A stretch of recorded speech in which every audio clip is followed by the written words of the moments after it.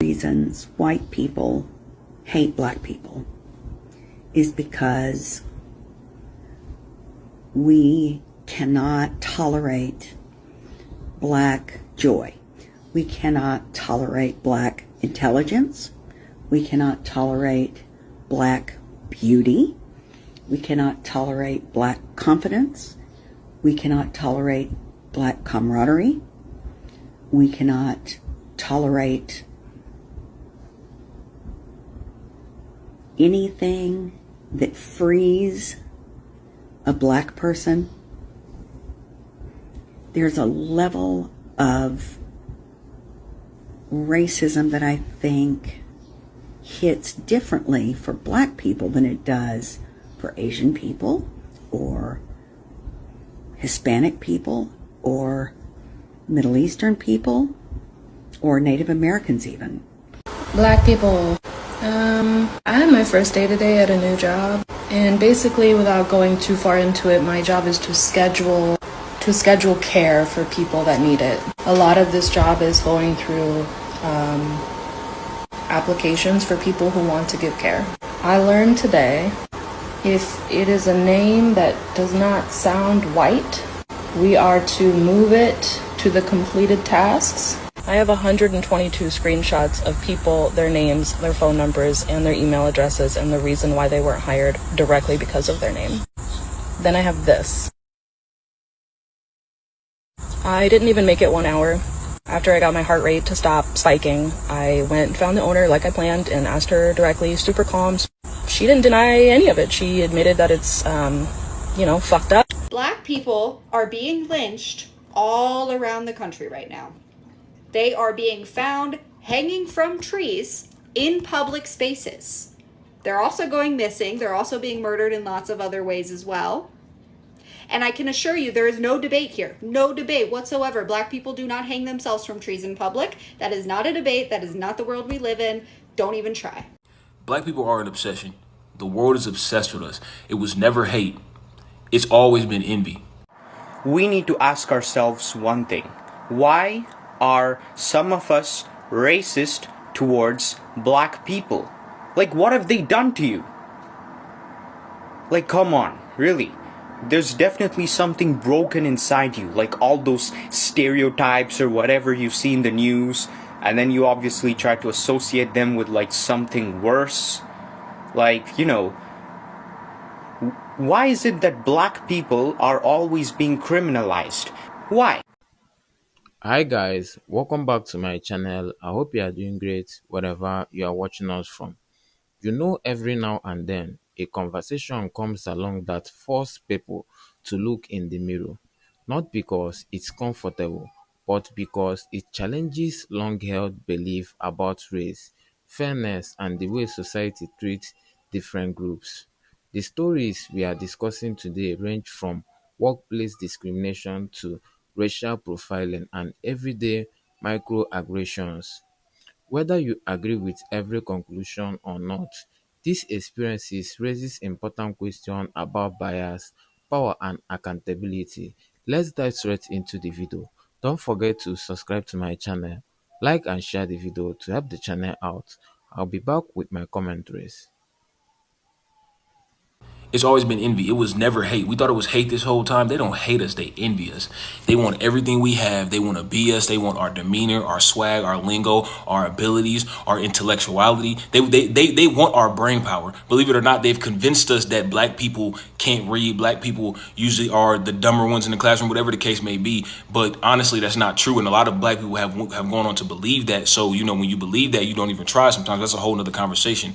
But they've put certain things not only in black people's minds, but in other people of color's minds around the world. So not only do white people envy us, but other people of color envy us, and then they pass it off as hate, and they discriminate against us and all of that, but do everything that we do. They want to talk like us, they want to walk like us, dance like us, copy our music style, K-pop. You get what I'm saying? And don't get me wrong, I don't have any hate for none of these people, but my thing is, it's so weird that y'all act like we're the scum of the earth, but copy our every single move, from the way we speak to music to fashion to everything. The fashion world, these big fashion houses, guess what they get their inspiration from? The ghetto. the hood, the streets, hip hop. You get what I'm saying? They get it from all types of black people from every end of the spectrum. They don't actually hate us.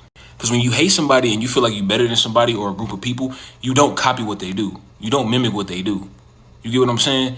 You don't even engage in stuff that's of their culture or of their lifestyle. You get what I'm saying?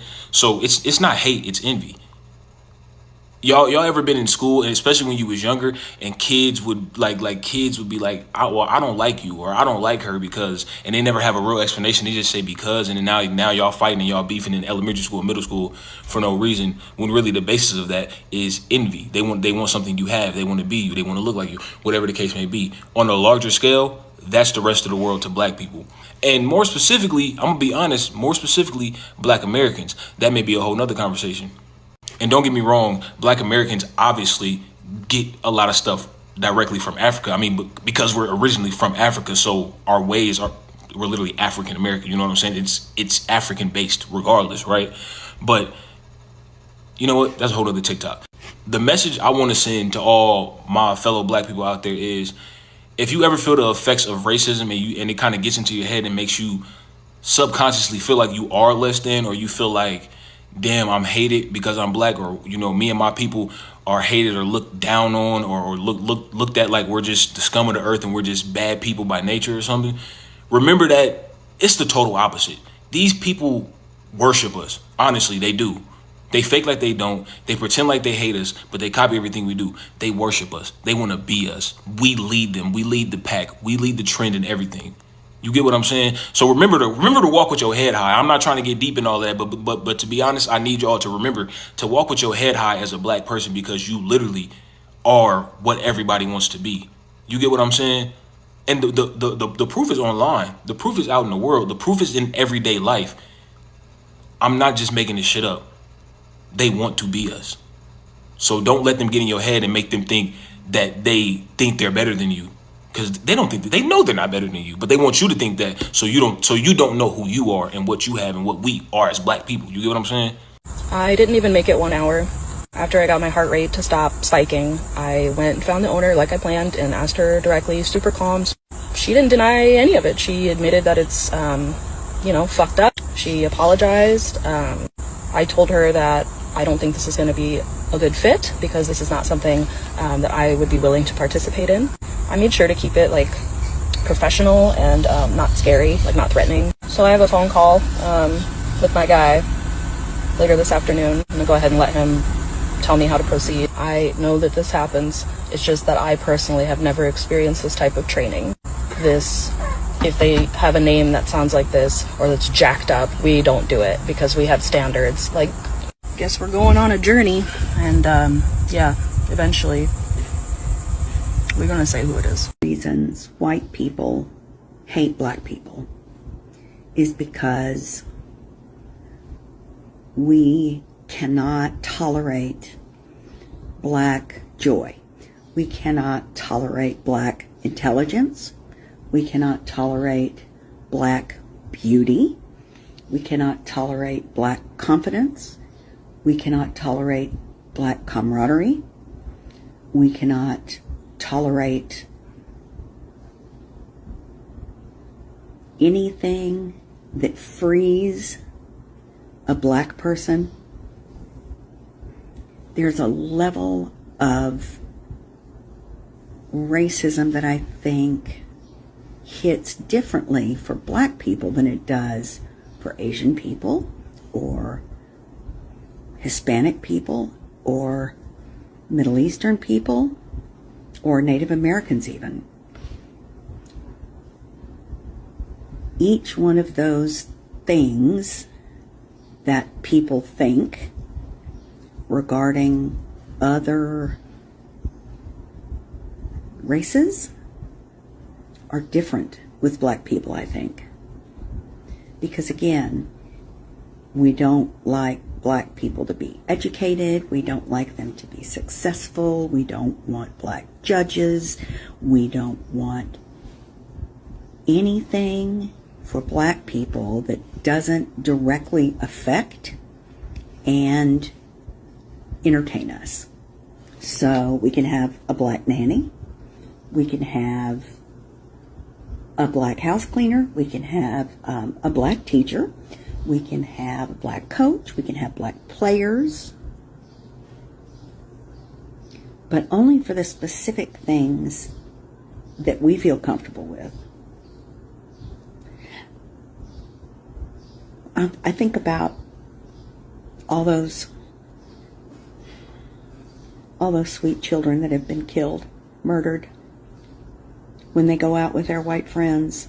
And I think that as much as the trauma of slavery comes down through the DNA, I think also the cruelty of slavery, the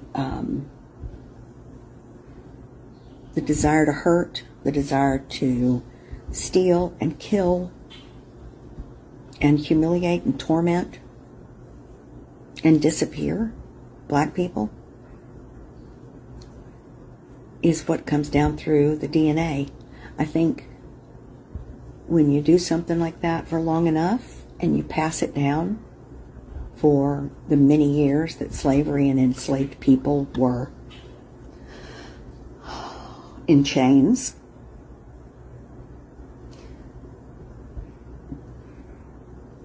that is an instinct with us, cruelty. And I think you can see it in many videos. All the white women and white men that are telling black kids and black families to get the hell out of here, you don't belong. We just don't want you to have more than us, honey. We just don't want you to be prettier. We don't want you to be the beauty standard. We don't want you to be judges or anything like that. We want you to be below us, beneath us. And we've tried so hard to keep you down, and we failed so badly. Because like Maya Angelou said, still you rise. We may hate you, we may beat you, we may do those things, and it makes us crazy that you keep coming back and getting better. We can't stand it. I don't know why that is. I think I heard somebody say that white people are the ones that have the ancestors that were closely related to the apes. And I believe that. We are so similar to Cro-Magnon man, Neanderthals. We're fucking pale monsters. I really hate being white sometimes. I'm super ashamed. I think things like, sorry, I don't get good sleep right now. I think when I see a young black kid with a bunch of white kids, or like I try to watch for things that are happening, and I was thinking to myself, if I saw a black kid hopping in a vehicle with a bunch of white kids, what would I do? I mean, I could do anything. I could get the black kid to come over and say, hey, I think I know your mother, come here. And then to say, you better get away from all them white boys. But I had a brown friend of mine tell me that that was silly and that it is savior-ish. Ooh, and I don't like that. White savior, white savior. Ugh. And then I still do it. I have it in me that black people need my help.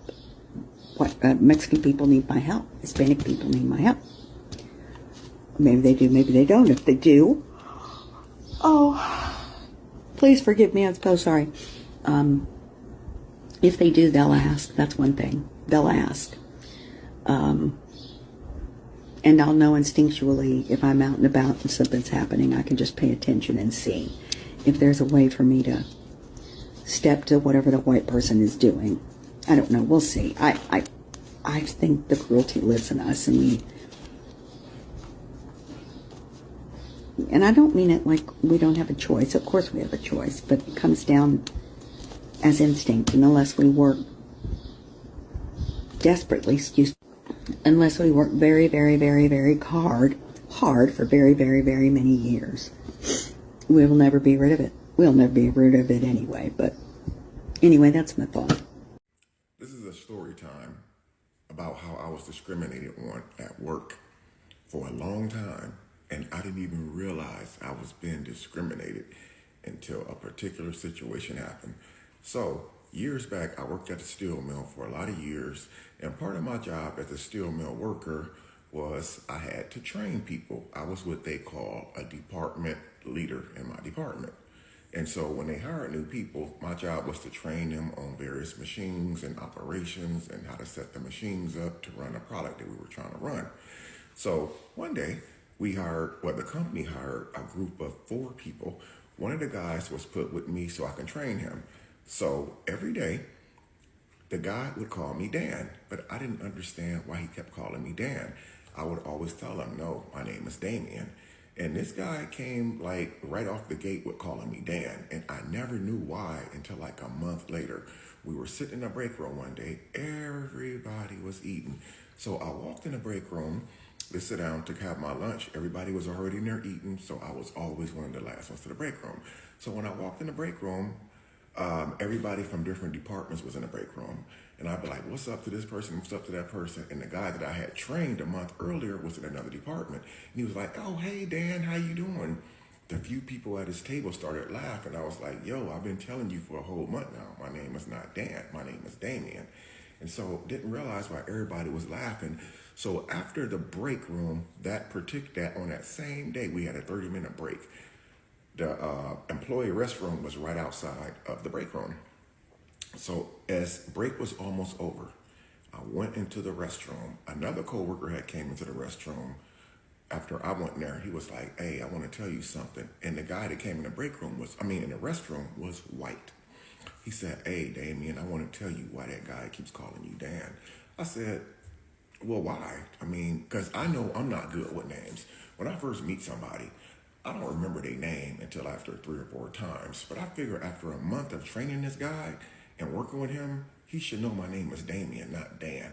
And it's right on my work uniform. It says Damien right on my uniform. He said the reason why he keeps calling you Dan is because he's a racist. He don't like black people. I said, oh, well, a lot of people here don't like black people, so I don't really care. He said, no, you don't understand. The reason why he keeps calling you a Dan, he's doing it on purpose. I said, okay, what is he doing on purpose by calling me Dan? He said he's actually calling you a dumb ass ninja. It took a second for it to sink in, what had just been said to me. And after it sunk in, my anger turned into rage. And instead of me going straight to him, I just went straight to HR and I reported what he was doing. And so HR told me to record it one day of him saying it. Even though we had several witnesses of him calling me Dan, HR just needed me to just get us just a small recording of him saying it. So about 2 days later, I don't know if somebody told him, but he wouldn't say it for a while, for like 2 days. So 2 days later, I go in the break room early, I'm getting a soda, I make sure I'm one of the first ones in the break room.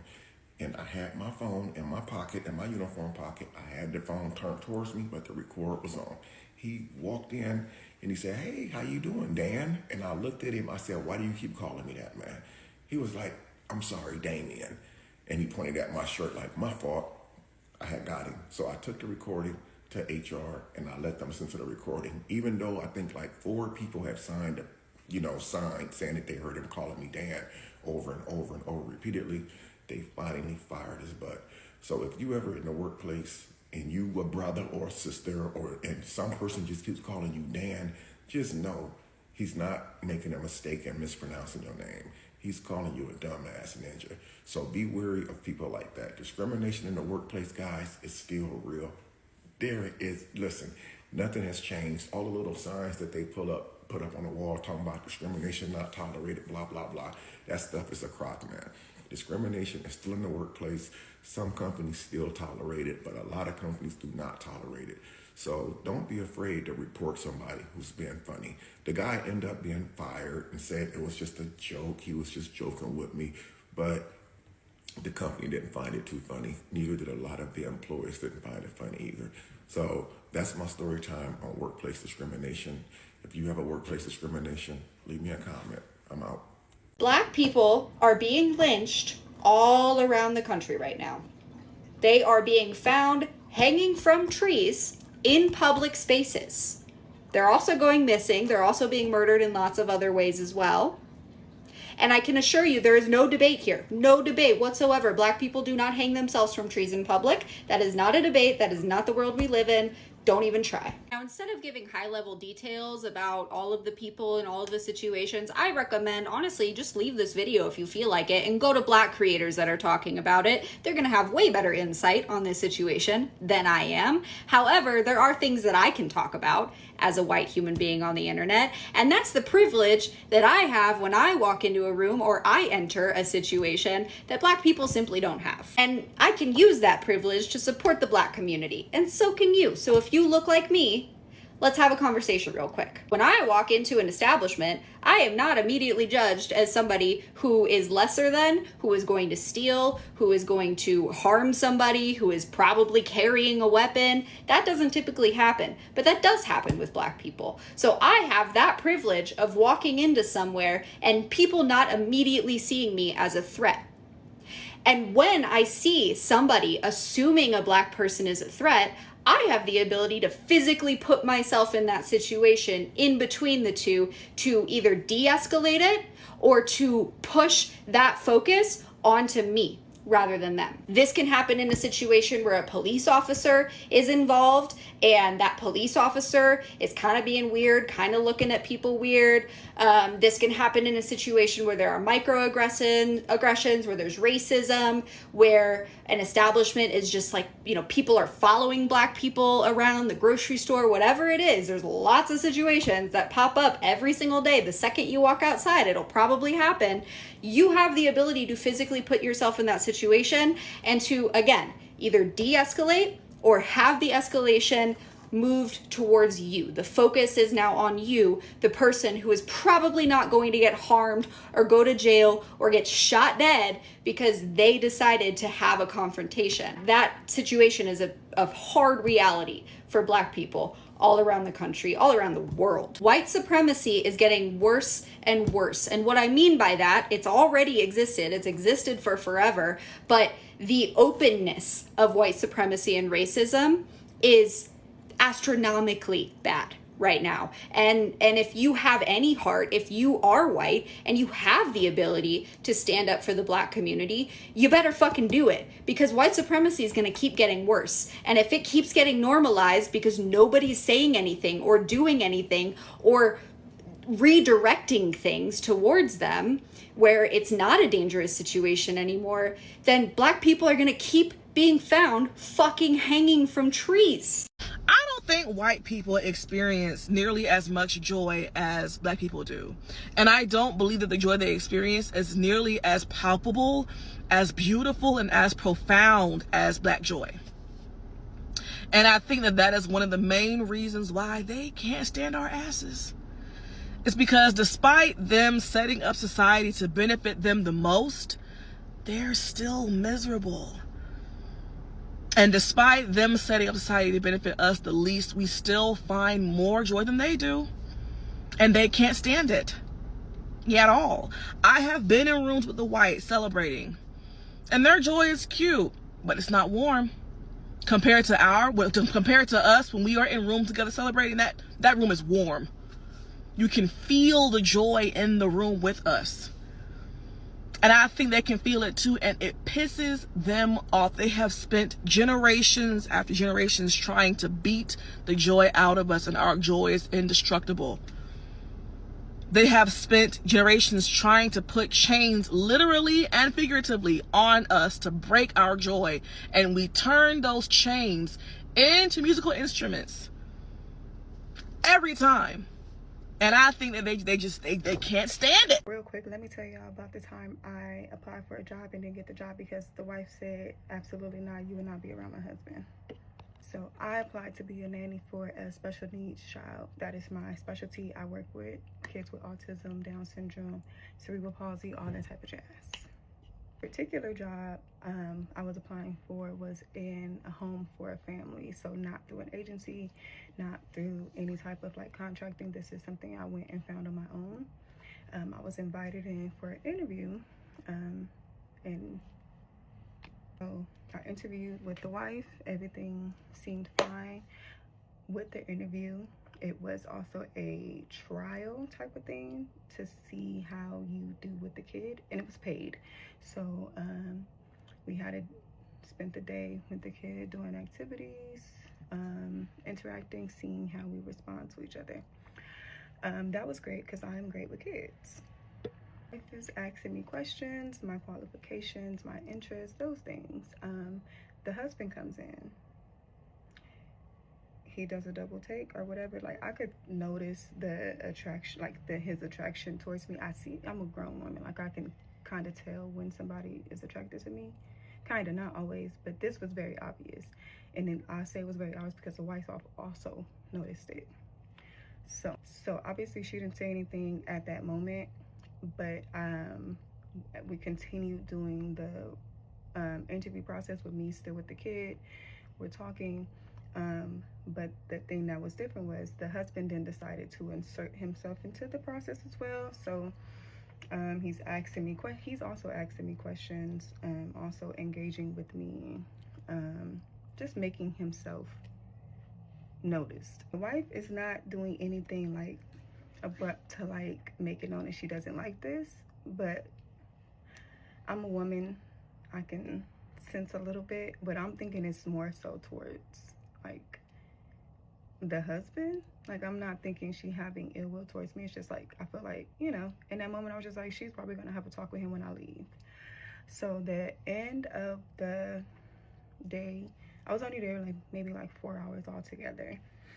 She's talking, she's like, I really, really like you. You were the last girl that we are interviewing, and I like the way you're with our child. Like, she likes you, she's speaking to you, something she didn't do with the other applicants, but I can't hire you. And I was like, what, girl? Is it because I'm black? Mind you, they're black. I'm like, it's because I'm black, huh? And she was like, no, my husband is attracted to you, and I just can't have you in my house. I said, what? You think that I would do something with your husband? Goes on to say, like, even if you have morals or whatever the case may be, my husband is an attractive man. He's he's doing well for himself, and I can tell he's attracted to you, one, and two, I know if he's attracted to you, he's going to turn on the charm, and he's generous as well. I know this because he's generous with me. And I guess they also may have had something in the past where she knows how he gets down, how he operates, and she's just like, even with you having morals and standards and all that type of stuff, you're not going to turn down no handsome man with some money that's offering it to give it to you. Like, I just don't think that that's happening. You're too young, you're too pretty. I don't see that happening. And I wasn't even mad. Like, I just had to respect her being honest and not even just having me come in and then being a weird bitch to me. Like, she was just straight up like, nah, I'ma go the other direction. But I want to say you were great, and if this was any other type of situation, I would definitely hire you. So I was just like, well, girl, can you give me a reference at the very least? Also, one day, I was going to college with my Nigerian friend, okay? And as you can tell that I'm not black, but he was black. Now here's the thing, right? As soon as we entered our college ID and we got inside the gate, right? There was like a couple of security men, and they were both white, right? And the security said that, the security told me to go. The security let me go because I've not done anything wrong. And the security approached him and asked him if he's got any weed inside his pockets, right?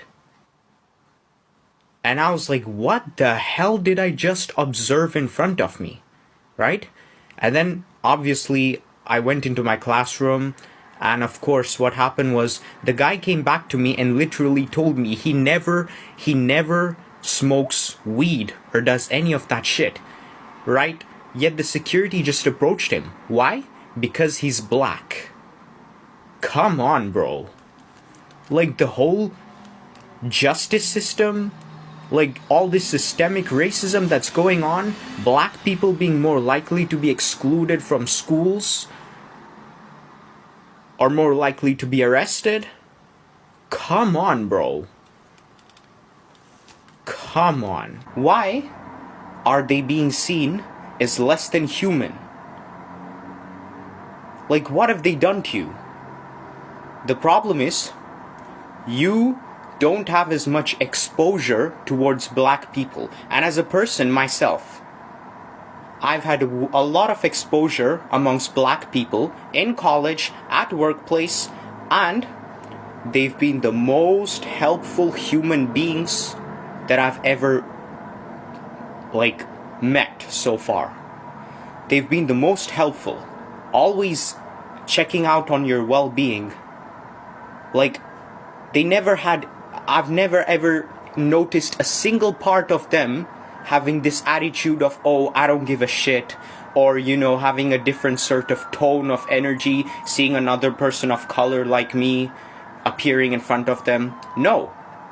They've always been fair, they've always been helpful, they have this insane level of humanity in them. And yet they're being criminalized. Yet they're being stereotyped. Yet they're being seen as aggressive just because, yes, it might be cultural that, some people are louder than others, yet they're being seen as aggressive. And that's a harsh label. And furthermore, we need to understand one thing about black people. And actually, us human beings, right? Our skin tones are different to them. But in reality, we're just a mutation of black people, right? Brown, orange, many different skin tones, or even white. They have migrated to different parts of the world, originally coming from Africa around 300,000 years ago. And that's research done. So it's backed up by research that they've all came from Africa around 300,000 years ago, moved to different continents, and now like they've lived there over time, mutations, But come on, bro. And they're always hated upon. You really need to have a serious think about what is it that's wrong in your thinking or in your actions as to how you treat black people. Because, really, I've got the greatest respect for them. Welcome back, guys. One thing that stood out to me was the story about job applications being filtered based on names that sounded non-white. That's not a new conversation. For years, researchers have studied hiring discrimination, and many have found that applicants with names perceived to be from certain racial or ethnic background often receive fewer callbacks than applicants with identity qualification but more traditionally white-sounded names. Think about that for a second. Before someone even gets the chance to prove themselves, assumptions are already being made. That's frustrating because people like to say success is all about hard work, but hard work means very little if the door is quietly being closed before you can knock. Then we hear Damien's story from the steel mill. At first, being called the wrong name might sound like a simple mistake. We have all forgotten names before, but when someone repeatedly ignores your actual name after being corrected and it's done with an intent to demean or mock you, that's something entirely different. That's not forgetfulness anymore. That becomes disrespectful. Unfortunately, stories like that aren't isolated. Many people have experienced subtle form of discrimination that don't always make headlines. They are difficult to prove because they are often disguised as jokes, misunderstanding, or harmless teasing. But when those behaviors happen over and over again, they create an environment where people feel like they don't belong. Another moment that caught my attention was a story about the college campus where one person was allowed to walk through without question while the other black friend was immediately stopped and searched. Incidents like that are why so many conversations continue around social profiling. Now, to be fair, security officers have difficult jobs. They are expected to keep people safe and they are sometimes have to make quick decisions. But the concern raised by stories like this is whether race is influencing those decisions more than actual behavior. That's an important question because equal treatment under the law should apply to everyone. The biggest claim made throughout the discussion is that racism isn't primarily driven by hatred but by envy. That's certainly a perspective and is one that many people will debate. Personally, I think human behavior is more complicated than reducing it to one emotion. History showed that prejudice can come from fear, ignorance, competition, stereotype, or a desire to maintain social and economic power. At the same time, there is no denying that Black culture has had an enormous influence on music, fashion, sports, entertainment and popular culture around the world. That influence is real and it's recognized globally. But admiring for culture doesn't automatically eliminate prejudice towards people. Sometimes societies celebrate the culture while still failing to treat the people behind that culture with equal respect and opportunity. That's a contradiction we have seen throughout the history. What I also appreciate from this personal story is that they remind us why individual experiences matters. Statistics help us understand the pattern, but story help us understand people. Listening to someone's experience doesn't mean accepting every conclusion without question, but it does mean being willing to hear why they see the world the way they do. If there is one takeaway from all this, it's that progress doesn't happen by pretending these conversations aren't necessary. It happens when institutions examine their practices, when workplaces foster respect instead of hostility, and when individuals are willing to challenge their own assumptions. The goal shouldn't be to divide people into opposing camps. It should be to create society where someone's name, appearance, or background doesn't determine how they are treated before they have even had a chance to speak. At the end of the day, fairness isn't special privilege for one group. It's a standard that should apply to everyone. The closer we get to that principle, the stronger our community become. Anyway guys, what do you think about this video? Drop your thoughts in the comment section and don't forget to subscribe to my channel, like and share the video to help the channel out. See you in my next video. For now, peace.